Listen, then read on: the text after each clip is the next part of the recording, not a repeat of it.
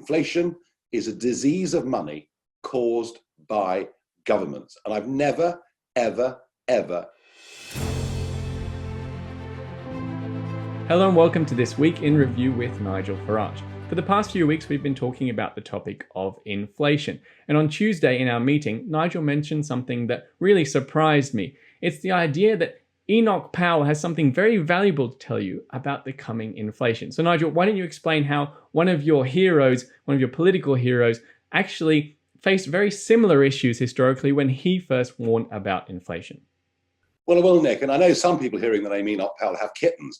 Gosh, let's face it, he was a World War II brigadier. And of course, he had social attitudes in some areas that we would now find unfashionable. So post-World War II, Powell is one of the most important conservative thinkers. Now, the resignation everyone remembers is in the 1974 general election, when he refuses to stand as a conservative candidate in Wolverhampton Southwest because Heath has taken the country into the common market without the consent of the people. And the 1970 manifesto had promised that. So he refuses to stand. And 2 days before the election, Birmingham City Hall is packed with thousands of people, and Powell speaks. And the wartime brigadier basically says, vote Labour, because Labour had offered a referendum on common market membership, which of course in the end did happen in 1975. There was a magic moment in it when someone at the back shouts out, Judas! And Powell points and stares and says, no, Judas was paid. I'm making a sacrifice. Now, that's all classic stuff. But let's get to the economics and the direct relevance. His first resignation was in the late 1950s when the Chancellor of the Exchequer put forward a budget that took us back into a big public sector borrowing requirement. The government had decided effectively it was going to start printing money. And Powell resigned on principle on the basis that it would lead to inflation in the economy and increasing wage demands. And in some ways, he and Milton Friedman were developing these ideas on inflation at about the same time. Many, many years later, I got to know Powell a bit, and I talked to him about that resignation. And he was very emphatic in what he said.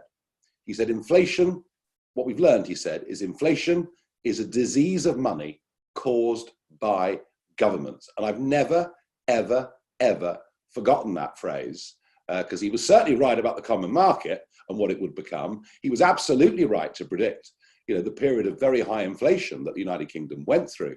And I, frankly, we know that governments cause inflation, and we know that governments can actually stop inflation. The problem is that stopping inflation, putting in place monetary policies, monetarism is painful. It is a very, very unpleasant tasting medicine. We may be relatively early in that cycle, but it does feel, although we've got very similar conditions to the one in which Powell resigned. And so I just think that phrase, inflation is a disease of money caused by governments, is one we should all remember. So it sounds like he was ahead of the game on both the EU and where the EU would end up, and also on the inflation issue, given that inflation ended up bursting in the late 60s and especially in the 70s. What do you think he would make of today's problems and today's issues? I know he was he took a big interest on the issue of immigration, but more focusing on the financial side of things, the inflation, perhaps the green bubble, and also the Brexit deal. What do you think he'd make of it all now? Well, look, I think the truth of it is that the 1968 speech given in April that year, where he used classical analogies about the River Tiber foaming with much blood, it was a poor choice of words. Even then, it was a poor choice of words. It didn't work. Don't quote the classics at the great British public and the tabloid press, because they're just going to. And that was his problem. He was too intellectual. He was way too intellectual. And I remember when Margaret Thatcher became leader of the Conservative Party, it was a wonderful cartoon in the Times, and it was the waiter serving Mrs. Thatcher lunch, and it was Powell's head on a plate. So that's what marred his career. Look, in terms of Brexit, he always believed in British exceptionalism. He always thought that we were absolutely a square peg in a round hole as far as the European project was concerned. And he and Tony Benn, Ben being on the left, but he and Tony Benn saw it would become a political union. He'd be thrilled with Brexit, but heartbroken that Northern Ireland has been cut off from the rest of the United Kingdom. And that row, of course, will go on in Cornwall today down at the G7 when Biden meets up with Johnson. In terms of modern monetary theory, I think he would have torn the whole thing to pieces.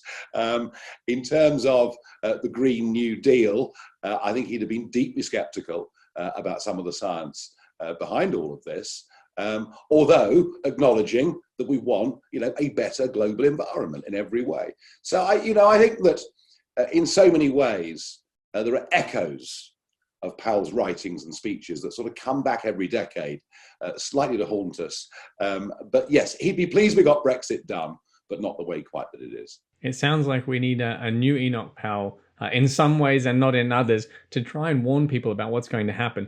We're going to be recording this actually on the Thursday morning, which means we don't yet know what the US inflation figures are that will come out on Thursday afternoon or evening UK time, I believe. Chinese producer price inflation figures have come in at extremely high. I think it's the highest in about 12 years. So it looks like the inflation issue is kicking off once again. And perhaps we can be the ones who warn people about it this time around. No, absolutely, Nick. We are going to do that. And meanwhile, the next time we speak, we'll know what global minimum taxes have been agreed.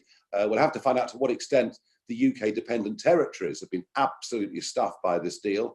So, this time next week, there'll be a lot to talk about.